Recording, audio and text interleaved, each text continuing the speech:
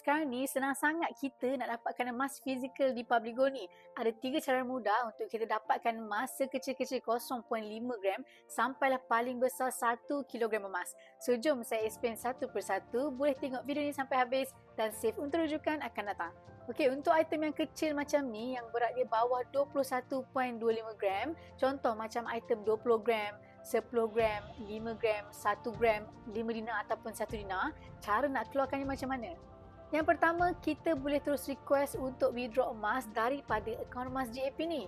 Cara ni paling mudah sebab walaupun duduk dekat rumah je, kita masih boleh keluarkan emas hanya menggunakan aplikasi Public Gold, kemudian tunggu saja emas sampai di rumah dengan senyuman.